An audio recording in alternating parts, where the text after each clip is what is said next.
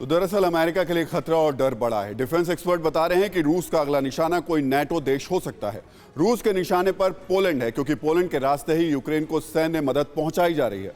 Poland के इसी डर को कम करने के लिए बाइडेन वॉर्सो पहुंचे थे। आगे के विश्लेषण से पहले आपको एक मैप भी हम दिखा देते हैं, और ये मैप बता रहा है कि किस तरीके से इस वक्त बाइडेन दबाव में क्यों हैं। उसकी बड़ी वजह यह है, बड़ी वजह ये नेटो देश हैं: Latvia, Estonia, Lithuania, Poland, Slovakia, Bulgaria. और रूस जिस तरीके से अभी फिलहाल यहां यानी यूक्रेन पर अटैक कर रहा है, उसका अगला टारगेट पोलैंड हो सकता है। पोलैंड, इसके अलावा वो छोटे देश जो कि पहले यूएसएसआर में थे और उसके बाद टूटकर अलग हुए, रूस के निशाने पर ये शहर, ये देश हो सकते हैं। इनके जो छोटे शहर हैं पहले उनको वो निशाना बना सकता है। ऐसी स्थिति में अमेरिका के लिए ये बहुत ज़्यादा महत्वपूर्ण है कि वो किसी भी तरीके से उन नेटो देशों का ऊपर कोई भी हमला होने की स्थिति में उनके साथ खड़ा नजर आए।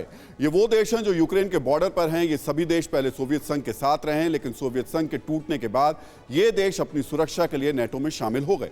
यूक्रेन पर रूस के हमले के बाद ये देश डरे हुए हैं, इसलिए बाइडेन पहले पोलैंड पहुंचे और नेटो के सहयोगी देशों को यह भरोसा दिलाने की कोशिश की है कि अमेरिका इस संकट में उनके साथ है।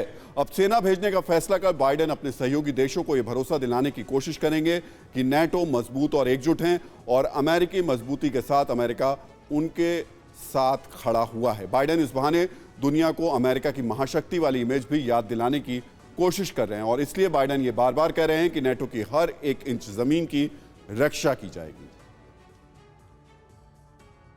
रूस के राष्ट्रपति पुतिन ने अपने न्यूक्लियर कमांड को अलर्ट पर रखा है, यानी पुतिन के एक इशारे पर कभी भी न्यूक्लियर अटैक हो सकता है। लेकिन राष्ट्रपति पुतिन एक ऐसा प्लान बना रहे हैं कि एटम बम भी नहीं फटेगा और यूक्रेन में भारी तबाही होगी।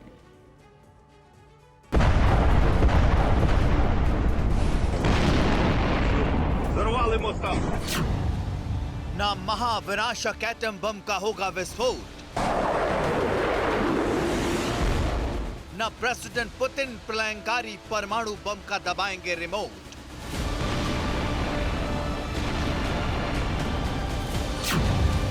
न आसमान से बम बरसेगा, न मिसाइल का ताबड़तोड़ प्रहार होगा।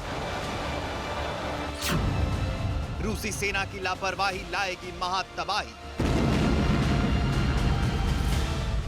बारूदी बवंडर नहीं, हर तरफ मौत का मंजर होगा। चौतरफा होगी चीख पुकार और चित्कार।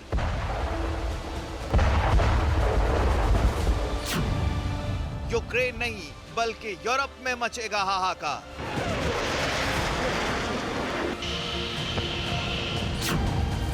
न्यूक्लियर प्लांट फटेगा, कोहराम मचेगा। यूक्रेन में भीषण युद्ध की आग अब सारी हदों को पार कर रही है, यूक्रेन की सरहद को पार कर रही है। इस बारूदी आग की वजह से अब यूरोप के कई देशों में खतरे की घंटी बज गई है।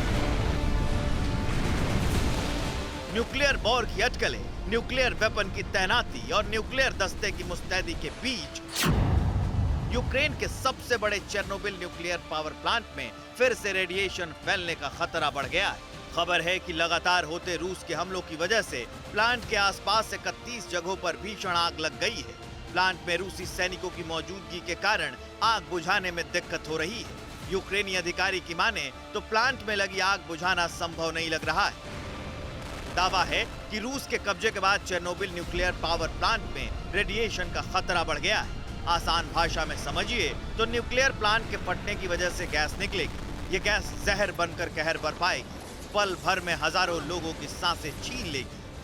न्यूक्लियर पावर प्लांट से निकला रेडिएशन कितना खतरनाक और खौफनाक होता है, यह आज से करीब 36 साल पहले 1986 में दुनिया देख चुकी है, जब रेडिएशन की वजह से हजारों लोगों की मौत हो गई थी। फिलहाल यूक्रेन का आरोप है कि चेर्नोबिल परमाणु संयंत्र पर रूस कब्जे के बाद इसे लापरवाही से हैंडल कर रहा है। रूसी सेना प्लांट के अंदर पुराने और असुरक्षित हथियारों का इस्तेमाल कर रही है। इन हथियारों से स्टेशन के क्षतिग्रस्त रिएक्टर को और नुकसान होने की आशंका बढ़ गई है। रेडिएशन का लेवल अचानक बढ़ गया है। चेर्नोबिल परमाणु संयंत्र यूक्रेन की राजधानी कीव से करीब 108 किलोमीटर दूर है, बेलारूस से सिर्फ 20 किलोमीटर दूर है। जब रेडिएशन फैलता है तो इसका असर हजारों किलोमीटर में होता है।